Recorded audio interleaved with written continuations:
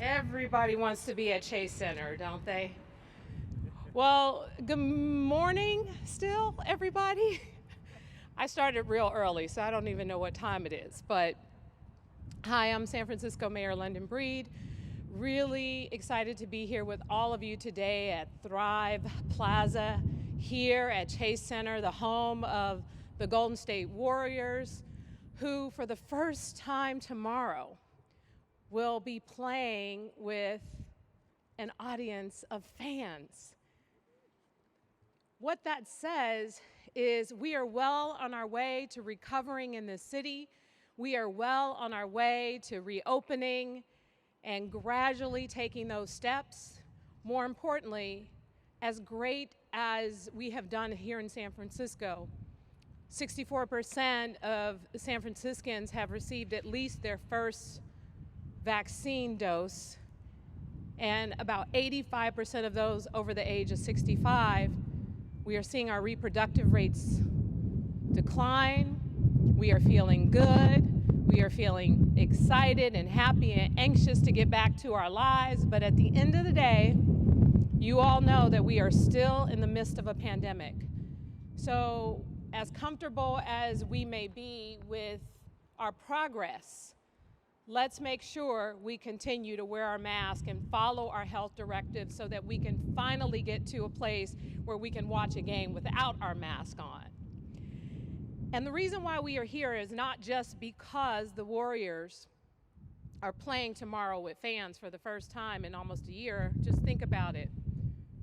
Last year at this time, the city was closed. And now look at where we are. Last year, this time, we had a different president who pulled us out of the Paris Agreement to meet our climate goals. But San Francisco didn't let that stop us. We continue to do the hard work. And fortunately now, under President Biden, who made a great announcement for the country today on Earth Day, we in San Francisco are not only well on our way to exceed the goal that he set for the nation, we are well on our way to exceed the goals that we set right here in San Francisco. In fact, we are 41% less in carbon emissions here in San Francisco since 1990. This is 6 years ahead of the goal that we set initially. It's really remarkable, and the reason why we have been so successful at meeting and exceeding the goals that we set around climate change has a lot to do with partners like the Warriors. This Chase Center is not just beautiful and fun and exciting to watch a game in. This is one of our very important environmental sustainable buildings in San Francisco. This is the future. And some of the things that we did here in San Francisco, in addition to implementing CleanPowerSF, you all remember years ago that big push to get that program started. You all remember the conversations around making sure that in new buildings we ban natural gas.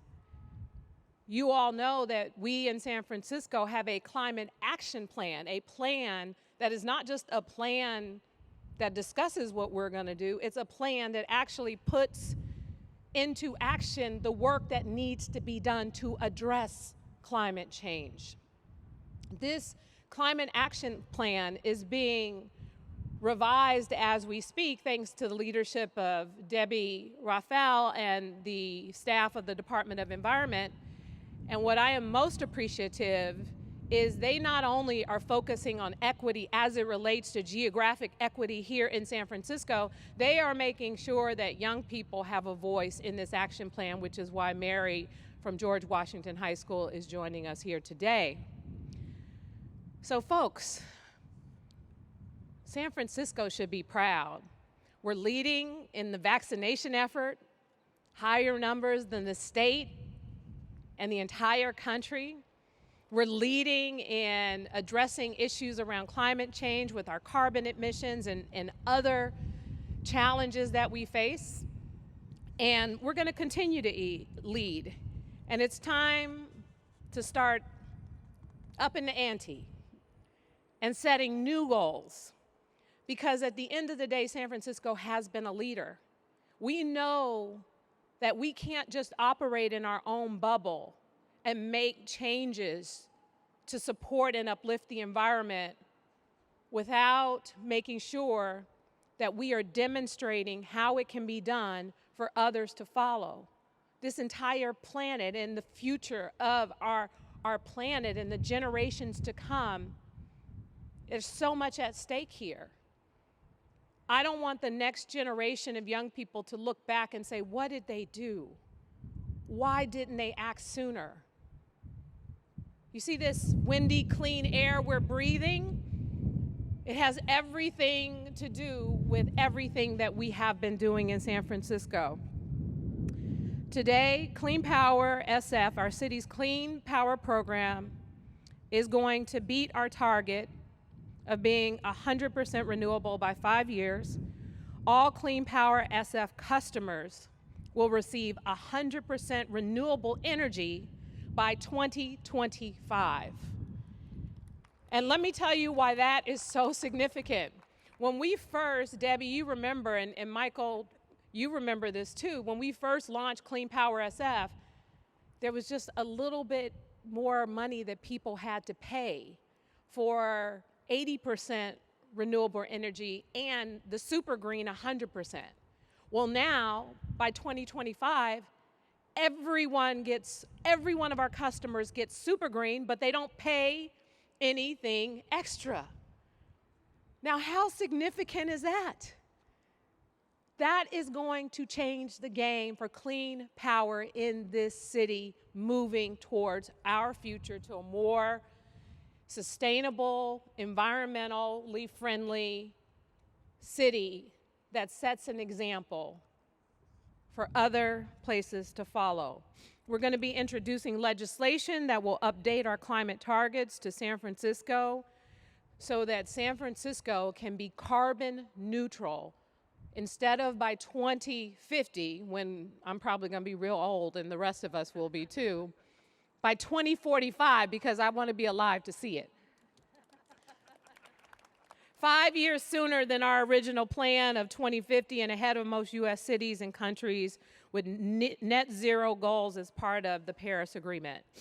And so I know that these numbers and these environmental things don't seem like they're really cool, but they are really cool. Because the clean air that we clean air that we breathe, the clean water that we drink, hetchy, some of the best water that you could ever taste anywhere. You could drink it right out of the faucet without a filter. Being able to see the green trees grow, the animal and the wildlife, when you think about it, everything has an impact. And that's why having partners like Chase Center working with us to make sure that they are not only creating the incredible environments they do to make games exciting, even though I know the players can do that all on their own, but this facility doesn't hurt. They have been partners in, as I said earlier, in creating one of the newest green buildings in San Francisco, and I'm pleased to welcome to the podium Kim Stone, the Chase Center's General Manager.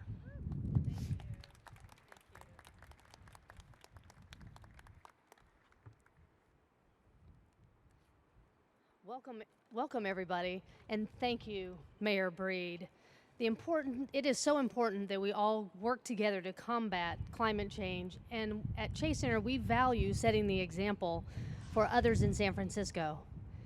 Thank you to Debbie Raphael and the Department of Environment for working with us to become a green certified business. These are high targets, but they are achievable targets. So other private businesses that are listening in, I want to encourage you to join us here, be part of the family of being green certified business. Michael Carlin as well, his group at SFPUC for all the hard work ensuring facilities like Chase Center can be powered by clean energy. And as Mayor Breed said, today the stars are aligning for us because we get to celebrate this great achievement for Chase Center, and then tomorrow we get to welcome fans back to the building. We hope Chase Center can serve as an example to any size business, that if we can do it, you can do it. Let's go green together and inspire the private sector to do so. So how did we do this? What are we doing? So at Chase Center, we focus on sustainability from the beginning of this construction project. We are a LEED Gold certified building design and construction. That was during our 3-year construction process. And then for ongoing maintenance and operations, we know, being in California, that conserving water is critical for all of us in our futures. So we're designed to recover gray water from our lavatories and our showers. From the roof, we collect rainwater and even just condensation, and we are able to reuse that.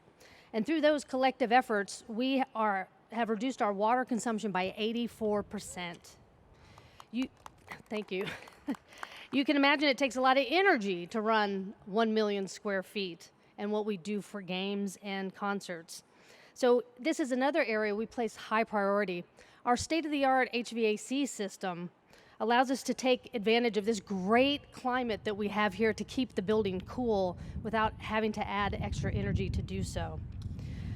We are also integrated a highly efficient lighting system with customizable local controls that ensure that when you walk out of a room and it's unused for a certain period of time, the lights automatically go off. These, again, in 1 million square feet, that is an important component to our energy saving efforts. So these features and a lot others that I won't go into the details on, but we can certainly provide them if you would like them. These have resulted in us saving 35% of our energy usage. Lastly, I want to highlight our waste management program. Trash is a beautiful thing here in San Francisco, and especially at Chase Center. And so we focus on this, and we have dramatically reduced our construction waste during construction and diverted 78% of our waste out of landfills. So very proud of that. And then on an ongoing basis, we sort our waste daily, and we sort it after every game. The importance of this is that it ensures that we are reducing waste. San Francisco has an amazing infrastructure for compostables, recyclables. It just takes that little extra effort to make sure we're sorting it, and has a big impact.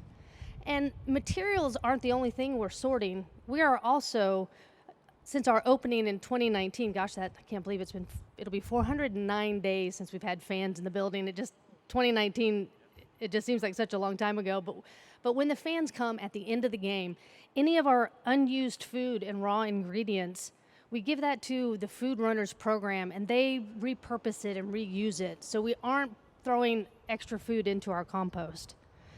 So while we are excited to open our doors to fans tomorrow, I want everyone to rest assured that every day we take seriously our responsibility to operate in a sustainable, environmentally friendly manner here. And so one last reminder for all of your fans, remember your game ticket is a Muni ticket as well. So you can reduce your footprint that way as well. So thank you all. And I want to say that with leaders like Mayor Breed, San Francisco has and will continue to be a global leader in the environment. And we are just simply proud to be partners in that effort. So go Dubs. Mayor Breed. Thank you so much, Kim, and thank you for all that the Warriors are doing to really protect our planet, and that's what this is all about. One of the things that I'd like to, tell Debbie every time I see her, because she's like, I would call her Madam Green. She's always looking for ways to save and support the environment, and I'm always so proud at how much trash I don't have anymore. And in fact, I share a trash bin with 2 other people, and every time they pick up the trash, it may be 1 or 2 small bags in the trash. And I create hardly any trash nowadays because everything is recyclable. Your plastic bags, you put them all in a bag and wrap them. It's easy. Once you start doing it, it just becomes habit.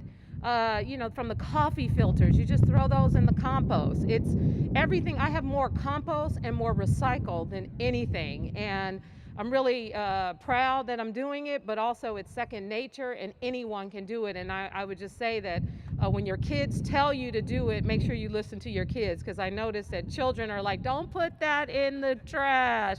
Put that. I'm like, okay, good. They're starting early. And someone who has been a champion working at our school, working in our community to really help young people understand the significance of the environment. Because in high school, I can tell you, I wasn't doing what Mary is doing.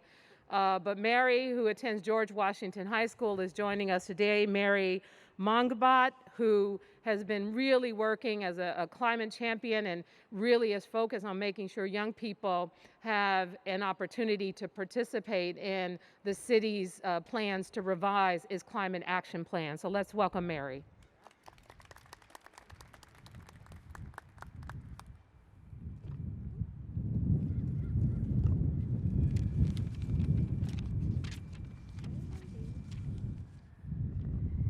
Hello. Hi. Hi, everyone, and thank you, Mayor Breed, and thank you, everyone, for having me here. I'm really excited to speak from the perspective of youth and environmental movement. So, as Mayor Breed said, I'm Mary Mongabat. I'm a senior at George Washington High School. Go Eagles! And as one of the leaders at my school's environmental club, I've really seen the students value the importance of taking action towards climate issues. And how we address climate issues is clearly one of the biggest issues of my generation, and we can't avoid this problem any longer. That's why at George Washington High School, I'm really proud of our work of improving my school's waste management issues. We've taken small but mighty steps to bringing awareness to our community about recycling, composting, and finding other ways to improve students' environmental habits and behaviors.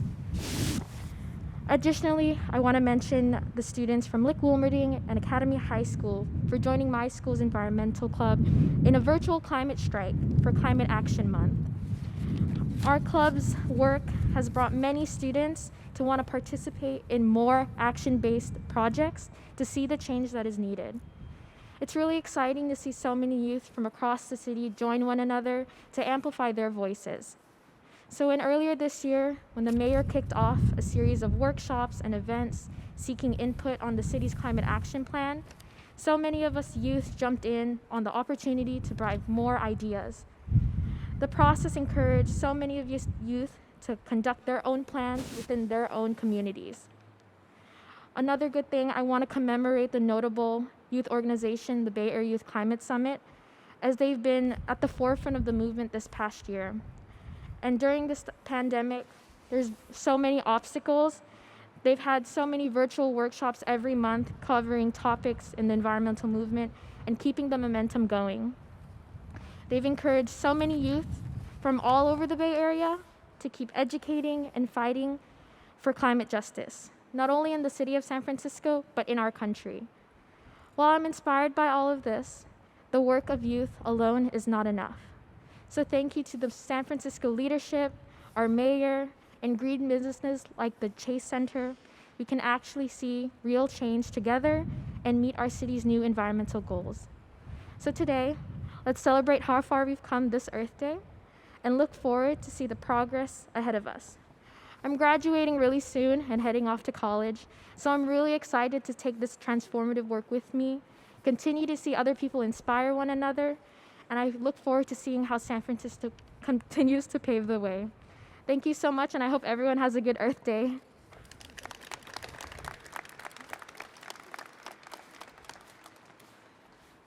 Thank you, Mary. Wow, that was impressive. Not just her leadership at Washington High School, but you notice that she talked about collaborating with other high schools who have joined the efforts of Washington High School. And as a graduate of Galileo High School, I don't know if that would have happened with me back in the day, but that just goes to show you how incredible she is and how incredible the next generation is. And more importantly, that the environment is more important than our high school rivals from back in the day, right? But thank you so much, Mary, again, for your words and your leadership, and good luck with college. We really appreciate that. You're going to probably continue this work, and it'll be an important part of your legacy, and you will represent San Francisco well. Today we also have joining us, and I mentioned Debbie Raphael of the Department of Environment, as well as Acting Public Utilities Commission Director Michael Carlin. Both are here to answer any questions if you have them about our new announcements. Yes. Yeah, hi, JD from the San Francisco Chronicle. Can you just speak a little more about what it will mean to become a carbon neutral city in terms of the changes to the daily life in San Francisco that we can expect? Yes. Debbie, you want to talk about that? I'm sure she's itching to talk about that. But the fact is, it shouldn't be something that interferes with anyone's life. We are trying to naturally incorporate these changes to make it easy for people, just like what I talked about as it relates to composting and recycling. But I'll let Debbie say a few words about it as well. Yeah, that is absolutely right. Our goal is very simple for carbon neutrality. We need to be an all-electric city.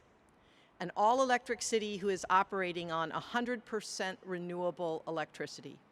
What you heard the mayor say today is that we will reach that 100% renewable mark by 2025. And we are continuing under the mayor's leadership to transfer off of fossil fuels and become all electric. Her bold decision to ban natural gas in new construction is just the first step. So San Franciscans will just see that the way they operate is sustainable because we make it easy, we make it the law, and we make sure that everyone is in it together.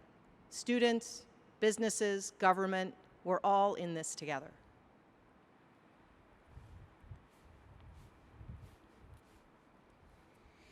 All right. Any questions? Thank you all so much for joining us. Go Dubs!